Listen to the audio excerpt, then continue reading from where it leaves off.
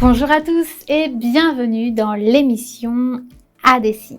Aujourd'hui, nous allons apprendre le signaire pour se présenter. Oui, on commence un petit peu à rentrer dans la langue des signes et ce qui nous intéresse, pouvoir échanger, s'exprimer, se présenter. Vous êtes prêts? Alors, on arrête de tourner autour du sujet plus longtemps et on démarre.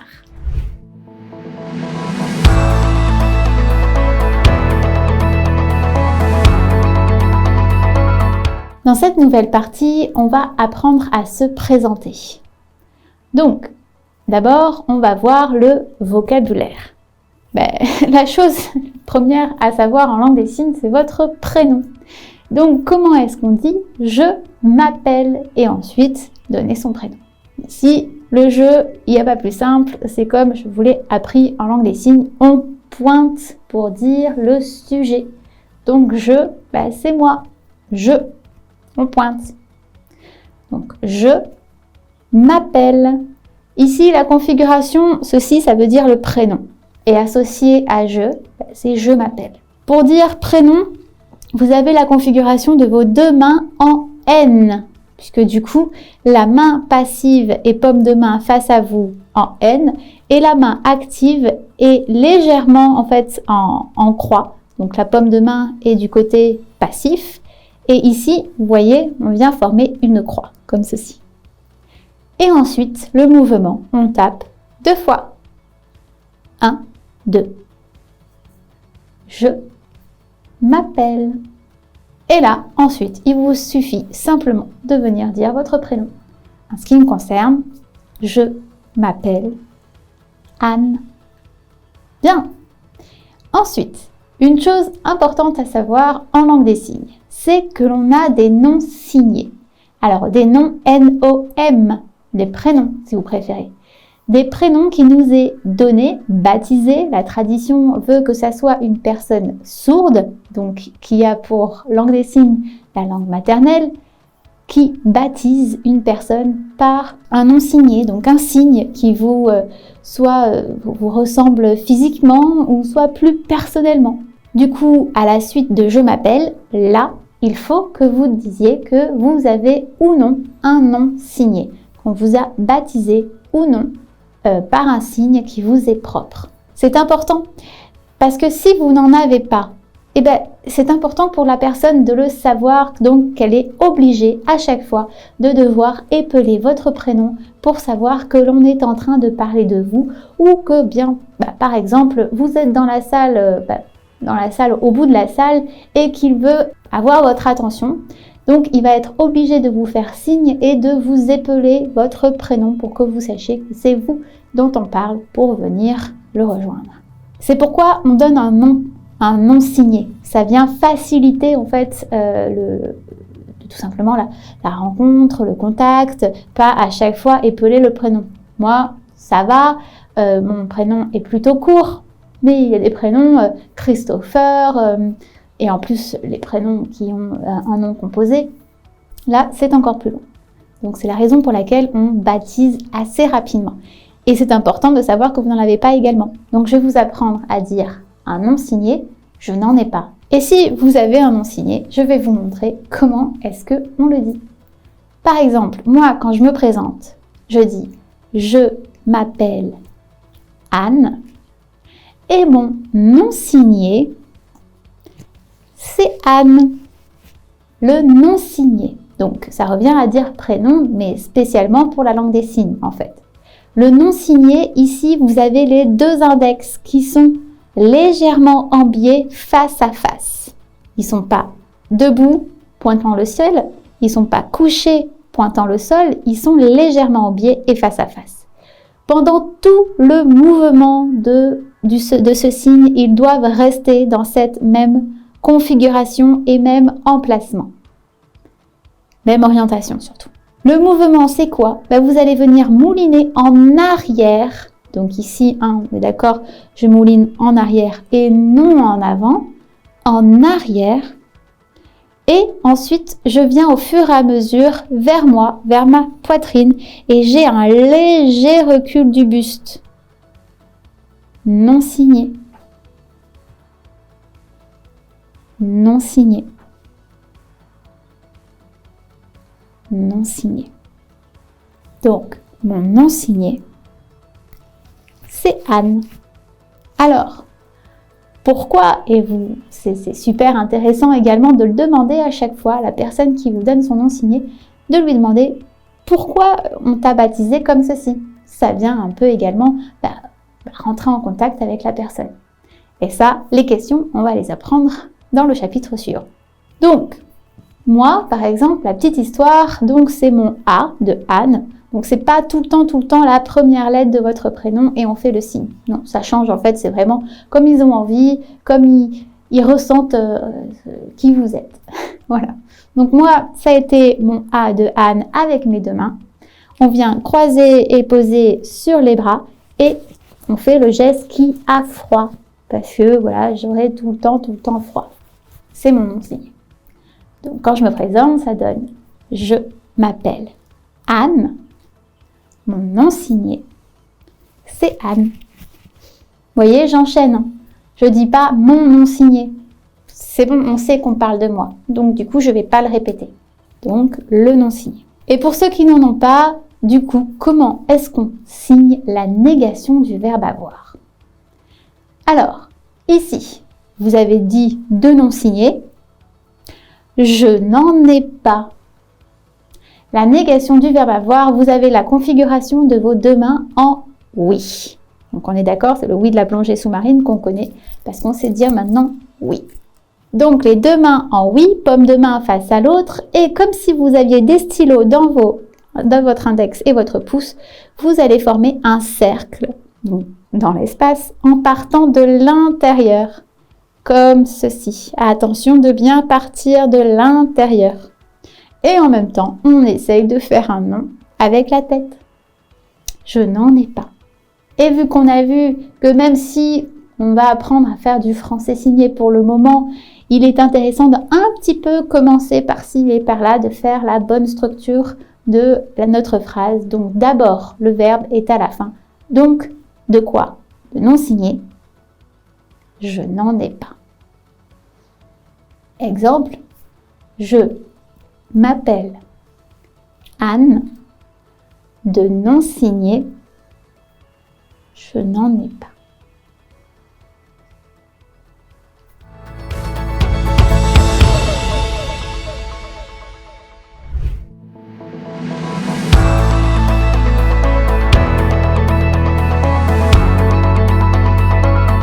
Ensuite, ce qui est bien à savoir quand on se présente, du coup, c'est de dire si on est entendant ou sourd, ou malentendant, ou muet. Alors, comment on signe ce vocabulaire? Sourd, vous avez votre index de votre main active que vous venez poser sur votre oreille et ensuite sur la bouche. Sourd. Alors attention, ça ne veut pas dire sourd-muet.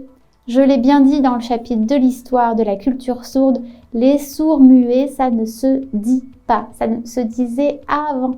Aujourd'hui, il est sourd. Point, c'est tout. Sourd ou sourde. Rappelez-vous, il n'y a pas de féminin et de masculin. Entendant. Entendant, ici, vous avez la configuration de votre main en V. Rappelez-vous, ça, c'est le V. Orientation, paume de main face à vous. Emplacement, vous venez poser votre majeur sur votre lobe, comme ceci. Et le mouvement, vous venez former un cercle en revenant à chaque fois sur le lobe et le cercle en partant sur le côté. Donc, moi, mon côté droit. Entendant. On le fait plusieurs fois, on fait plusieurs boucles. Entendant. Entendant. Malentendant. Alors, il me semble vous l'avoir déjà dit, mais je reviens dessus du coup. Malentendant, ici, j'ai la configuration de mon canard bouche fermée. Je le positionne devant mon oreille du côté actif. Et là, je vais venir parler. Canard, il parle. Et puis, au fur et à mesure, il s'éloigne. Il s'éloigne. Malentendant. Je reviens sur une petite parenthèse ici à propos de malentendant. En règle générale, il est utilisé pour les personnes âgées qui perdent l'ouïe dû à la vieillesse. mais il n'est pas utilisé pour les personnes qui ont des appareils auditifs, qui sont plutôt jeunes et qui n'ont pas perdu l'ouïe par la vieillesse. Pourquoi ? Parce qu'on a déjà vu donc qu'il y a différents degrés de surdité. La surdité légère, ainsi, on vient posséder des appareils auditifs. Mais on reste sur le principe que la personne est sourde. C'est une surdité légère, mais elle est sourde.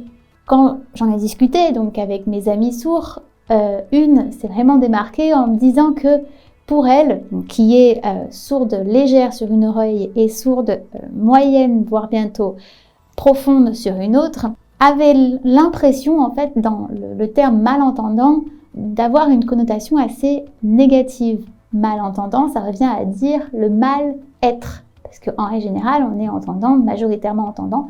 Donc mal-entendant, un mal-être. Alors qu'elle ne se sent pas du tout mal dans la personne qu'elle est. En règle générale, en tant qu'entendant, on a tendance à considérer la surdité comme étant un handicap. Alors que pas du tout. Eux ne le voient pas du tout comme un handicap. Ce qui les handicape, c'est la société qui fait que ils se retrouvent souvent à être bloqués dans la communication, à devoir échanger. En plus, avec aujourd'hui les masques, les plexiglas en pharmacie, vous rajoutez les masques, enfin ça fait beaucoup. Du coup, c'est plus un handicap dû au blocage de ne pouvoir communiquer. Mais ce n'est pas un handicap physique pour eux du tout. Nombreux sourds vont vous dire qu'ils étaient appareillés avant et qu'ils ont préféré enlever et abandonner cet appareil auditif qui, en fin de compte, vient dénaturer le son. Le son n'est pas comme nous, on l'entend en tant qu'entendant. Une personne âgée qui perd l'ouïe va s'en rendre compte bien plus rapidement, dans le sens où elle a toujours connu le son comme il est, comme nous on l'entend, comme elle l'entendait avant. Et là, on vient lui implanter un appareil auditif qui, du coup, est un appareil, c'est une machine, ne retransmettant pas le son naturellement. Et il y a une différence. Donc, pour les personnes sourdes, qui, elles, n'ont jamais véritablement entendu le son comme nous, on peut l'entendre en tant qu'entendant, elles ont un son qui est dénaturé, mécanique. Elles vont préférer, la plupart du temps, l'enlever. Même les personnes qui ont l'implant, qui sont opérées comme ceci, tout petit. C'est vrai qu'on a tendance à voir les réactions des enfants qui naissent sourdes. Et du coup, on vient faire l'opération de l'implant. Leur réaction quand ils entendent un son, un bruit, qu'on voit les vidéos, c'est magique. Leur regard, ils entendent enfin leur maman, leur papa, elles en sont, etc. Mais au fur et à mesure des années, et ça, c'est du vécu dans le sens où, toujours en communiquant avec mon entourage, ils vont peut-être, certains, ça dépend vraiment de tout le monde, pas tous, finir par l'enlever et plus le mettre. Préférer tout simplement échanger avec la langue des signes ou oraliser. Voilà, c'était la petite parenthèse. Donc, on était sur malentendant. Muet. Muet, ici, vous avez la configuration de votre main en oui. Vous la positionnez sur l'extrémité de votre lèvre et vous, zip, venez faire une fermeture éclair. Muet. Muet. Bien. Et maintenant, on sait dire bonjour, je m'appelle Anne. Mon nom signé, c'est Anne. Je suis entendante. Vous voyez, ici, je n'ai pas dit « je suis entendante ». Vu que je suis en train de parler de moi, le « je » n'est pas la peine. Ça serait trop redondant. Un peu comme nous, en tant qu'entendants, on entendrait quelqu'un dire tout le temps « je ». Ça peut être un peu agaçant. C'est la même chose en langue des signes. Le « je » n'est pas la peine. Il est nécessaire que si, admettons, vous venez de parler de quelqu'un et que vous voulez revenir à vous. Là, oui, il faut qu'on soit au courant que vous ne parlez plus de cette personne. Et ça, on sera amené à le voir dans la présentation. Bonjour, je m'appelle Anne. Mon nom signé, c'est Anne. Je suis entendante.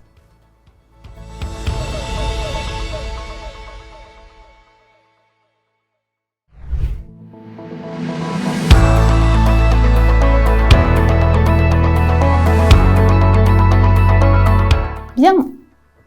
Et bien maintenant, la chose qu'on aimerait savoir de vous, c'est votre âge. Comment est-ce qu'on dit âge?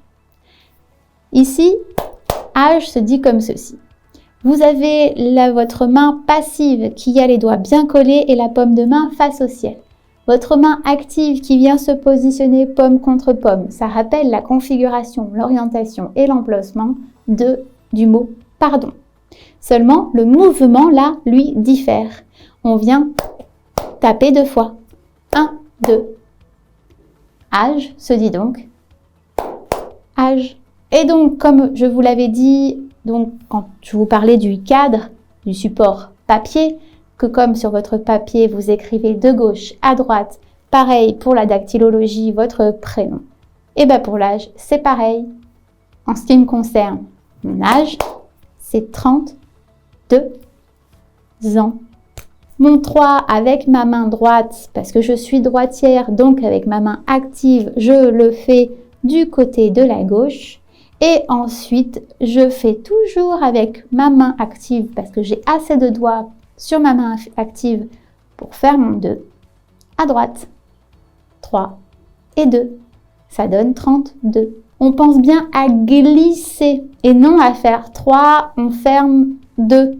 Ce qui ne veut plus dire 32, ça veut dire 3 et puis 2. J'ai 3 frères et 2 sœurs, par exemple, pas 32. Donc, mon âge, 32 ans. Année, ici, vous avez les 2 points bien fermés. Votre poing de la main passive est ici en face de vous. Votre poing de votre main active est au-dessus. On part vers l'avant, on fait le tour de notre point passif et on revient au point initial. On n'en fait qu'un seul de tour. Âge se dit comme ceci. Et an ou année, c'est pareil, se dit comme ceci. Donc, mon âge, c'est 32 ans. Bien. Donc, si je reprends, vous savez maintenant dire « Bonjour, je m'appelle » votre prénom. Est-ce que vous avez, oui ou non, un nom signé? Si vous êtes entendant, sourd, muet ou malentendant. Et votre âge. Qu'est-ce qui peut suivre à la suite de ça? Par exemple, votre métier.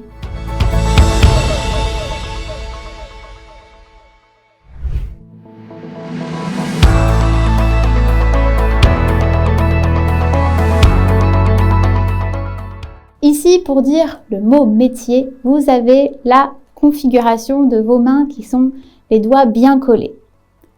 Orientation face à face. Ici, je descends juste mes doigts pour former un angle droit. Et le mouvement, je viens un coup caresser l'un, un coup caresser l'autre. Comme ceci. Donc, métier. Métier. Je fais bien attention de rester sur le même niveau et non de légèrement monter vers le haut comme ceci parce que cela peut légèrement ressembler à bonheur. Non, là, on ne veut pas dire bonheur, on veut dire métier. Une chose importante à savoir, c'est de ne pas confondre le métier et le verbe travailler. Comme en français, ce sont 2 choses différentes. Donc, on dit mon métier, par exemple, c'est coiffeuse. On ne dit pas je travaille coiffeuse. Non, le verbe travailler se dit par exemple ensemble, ici tous ensemble, on travaille la langue des signes française. Donc, travailler, ici vous avez les 2 points bien fermés. Le point passif qui est face à vous, le point actif qui est au-dessus et qui vient taper 2 fois. 1, 2. Travailler. Donc, ensemble, la LSF, on travaille. Mais là, on est sur le métier. Sur la partie suivante, il y aura du vocabulaire pour les différents métiers que j'ai pu lister. À savoir que je ne les ai pas tous mis. C'est pas possible. Mais j'ai fait quand même une large sélection. Là, pour le moment, je me présente moi, donc du coup, qu'est-ce que je pourrais dire? C'est tout simplement que mon métier, je suis formatrice de LSF. Formatrice, ici, j'ai la configuration de mes deux mains en canard, bouche ouverte. Je démarre ici, je fais un cercle en fait, et je finis canard, bouche fermée, et j'enseigne, parce que ceci est le verbe enseigner. Ça, c'est le verbe enseigner. Et je suis donc formatrice en LSF, langue des signes française, donc LSF. Si je reprends à 0, qu'est-ce que ça donne? Bah là, pour le moment, ça donne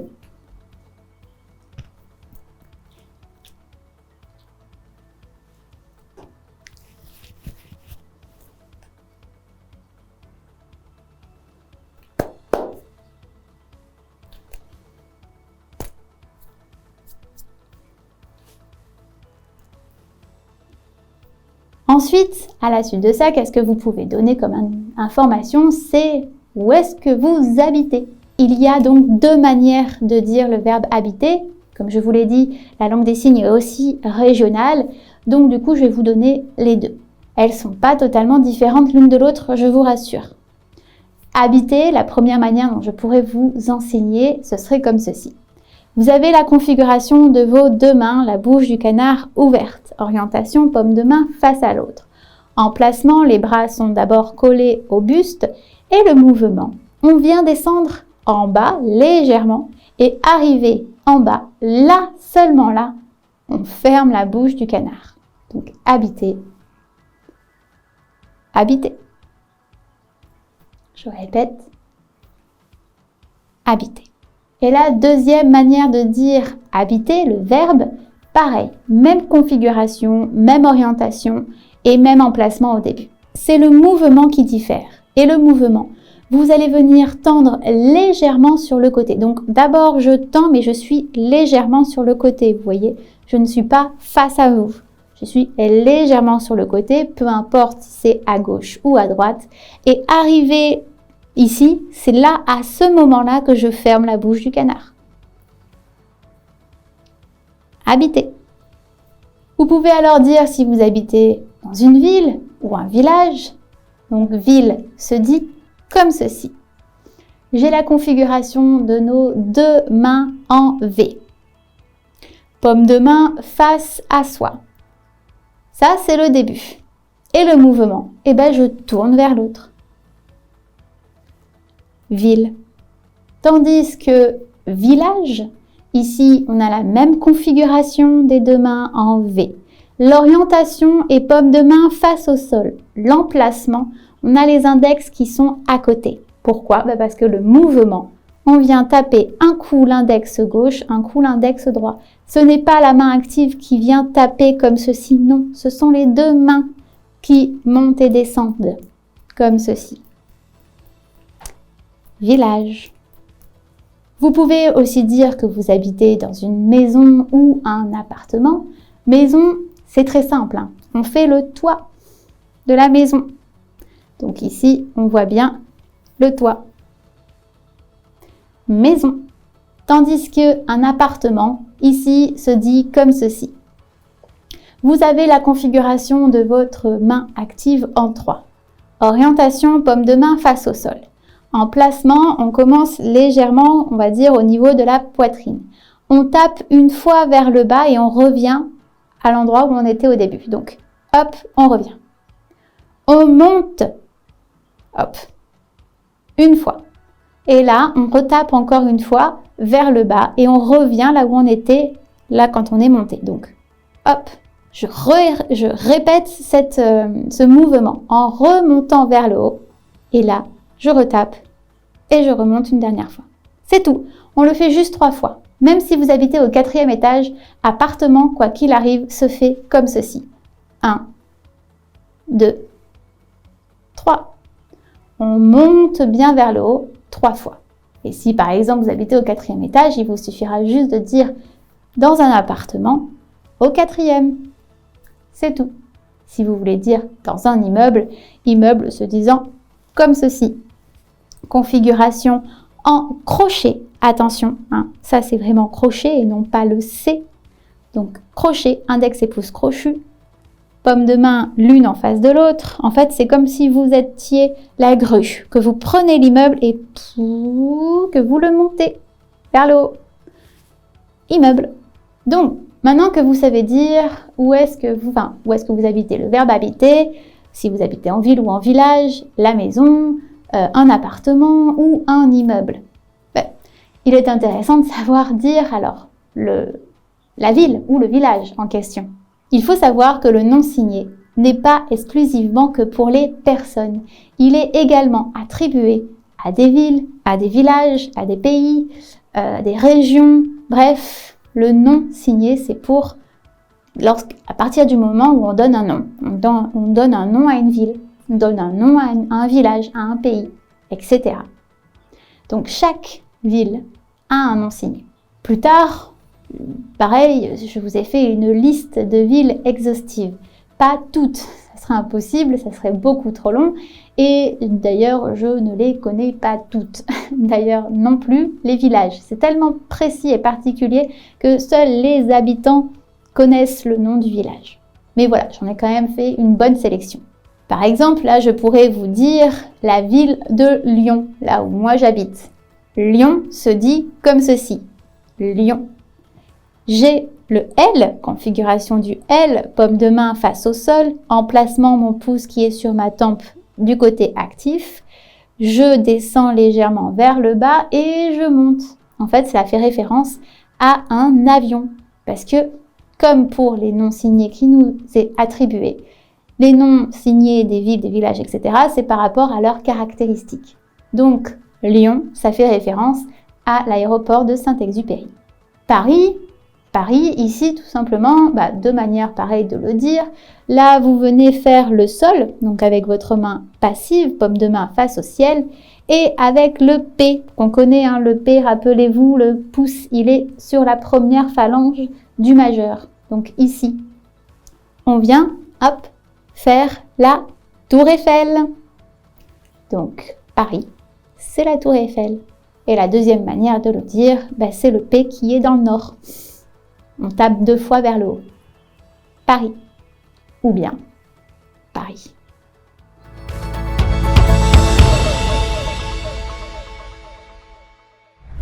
Bien. Et si nous mettions tout ça à l'épreuve avec un quiz?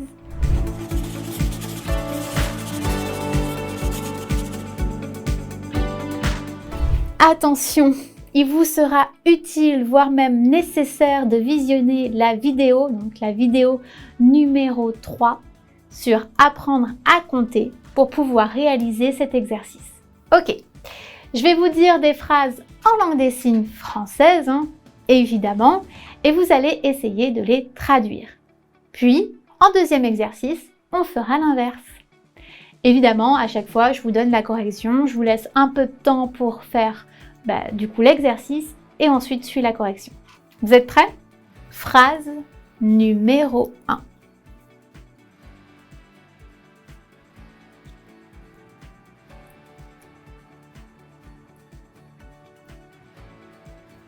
Je répète.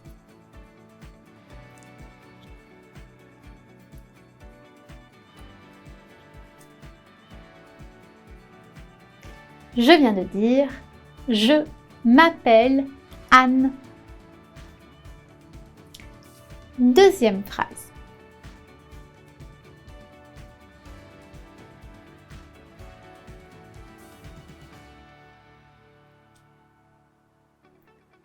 Je répète.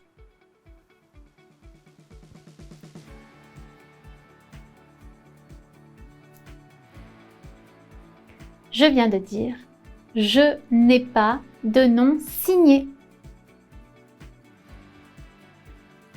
Troisième phrase.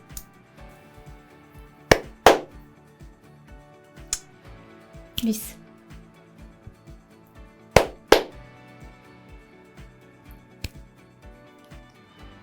Je répète.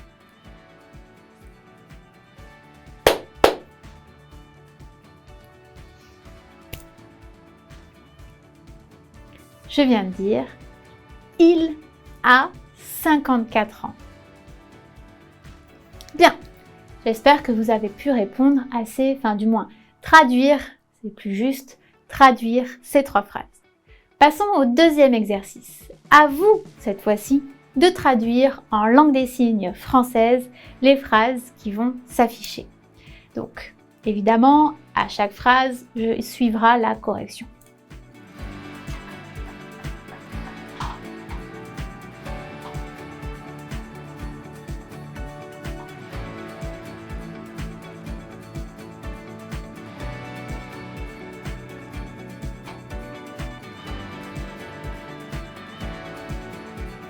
Première phrase, c'était « Il s'appelle Jean-Michel ». Du coup, ça donne «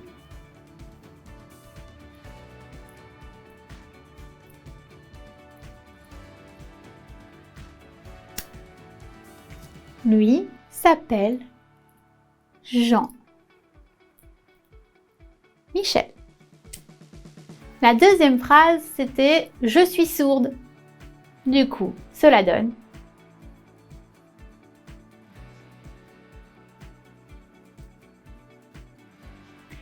Alors, petite parenthèse, concrètement, je pourrais faire comme ceci, suivi de sourde. Je ne sais pas si vous vous souvenez, lors de la vidéo, la toute première vidéo, je me suis présentée « Je suis Anne ». Lors de l'introduction, voilà, de la chaîne à des signes. En fait, ici, ça pourrait être traduit par le verbe « être ». Mais on l'utilise vraiment pour le « je suis ». On ne va pas le faire sur quelqu'un « il est », on ne fait pas ça. Non, ça pourrait se faire, mais on ne le fait pas. Donc, je pourrais aussi faire « je suis sourde » ou « je suis sourde ». Troisième phrase, c'était « tu as 15 ans ». Donc,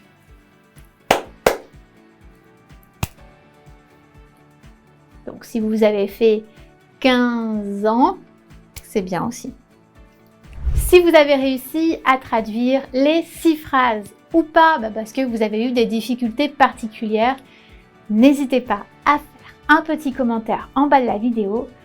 Je le dis souvent et c'est très important que je vous en parle ici. Ne cherchez pas à comprendre du mot à mot. Alors là, pour le moment, on fait des phrases un peu décousues de leur contexte. Il n'y en a pas vraiment. C'est vraiment des phrases courtes et simples qu'on cherche à traduire. Mais c'est comme dans toutes les langues. C'est-à-dire que ce soit l'anglais, l'espagnol, l'allemand, quand vous apprenez une langue, je pense qu'on vous l'a certainement dit, ne cherchez pas à traduire du mot à mot. En général, ça veut souvent rien dire du tout quand on fait du mot à mot, notamment en anglais. Je ne sais pas ce qu'il en est pour les autres langues, mais voilà, en anglais, si on fait du mot à mot, ça veut rien dire du tout. Et en langue des signes, c'est pareil. Pas dans le sens où ça veut rien dire, parce que on peut comprendre, mais c'est surtout que on peut très bien ne pas comprendre un mot et comprendre la suite, où on a compris tout ce qui a été avant. Il y a un mot là qui nous gêne et après là, on comprend tout. Ce mot-là nous gênera absolument pas, même si on ne le comprend pas, pour comprendre l'ensemble de ce qui nous a été donné comme information. En fait, l'important, c'est que vous saisissiez le général, l'information dans l'information la plus, générale possible. On ne vient pas ici au niveau qui est le vôtre chercher au détail près. On ne cherche pas à être précis dans la compréhension. Non, on cherche vraiment à comprendre le général qui nous est donné, qui nous est transmis. Et c'est ça que je veux dire, c'est par là que je veux dire qu'on ne cherche pas à faire du mot à mot, à comprendre du mot à mot.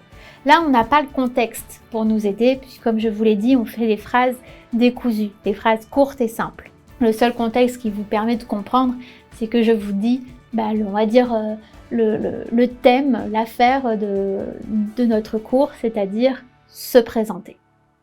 Voilà. Tout ça pour dire que quand on débute, le plus important, c'est de saisir l'information qui nous est transmise et non au détail près. Le but ici, c'est que vous ayez au final les compétences nécessaires pour avoir une conversation naturelle avec quelqu'un. Donc, si on est là à chercher du mot à mot tout ce qu'elle dit, on va perdre ce naturel. Peut-être que, évidemment, le naturel revient vite au galop, c'est-à-dire que si une personne sourde voit que vous êtes entendant et que vous êtes débutant dans la pratique de la langue des signes, et au début, il va s'adapter, il va signer doucement. Mais au fur et à mesure, vu que c'est compliqué de signer quand même doucement et de prendre le temps, le naturel revient au galop et très vite, il va reprendre son aisance et sa fluidité dans la langue des signes. N'hésitez surtout pas, ça ne sera pas mal vu, ce n'est pas un tort, ce n'est pas anormal. N'hésitez pas à demander à votre interlocuteur de signer moins vite. Ainsi, ça vous permettra de laisser le temps de comprendre, de réceptionner et également de reprendre votre souffle. Parce que croyez-moi, même si vous signez pas, que vous réceptionnez, on est tous pareils. Au début, on respire plus, on est là. Voilà. On est tous pareils. On essaie tellement de comprendre et de se concentrer qu'on est en apnée.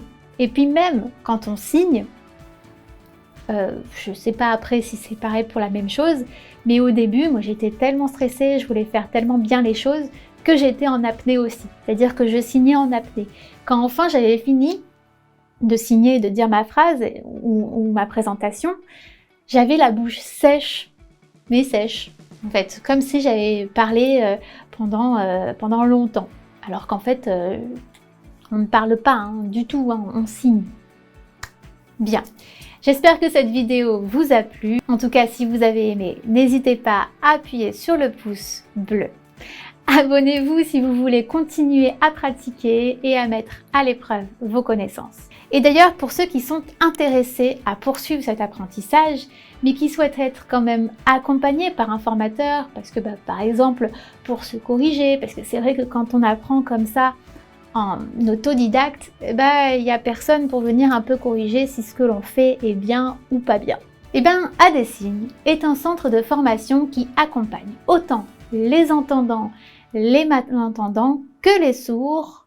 Oui, il y a des sourds qui n'ont pas appris la langue des signes. Vous le verrez quand on fera la vidéo sur la sensibilisation à l'histoire et à la culture sourde.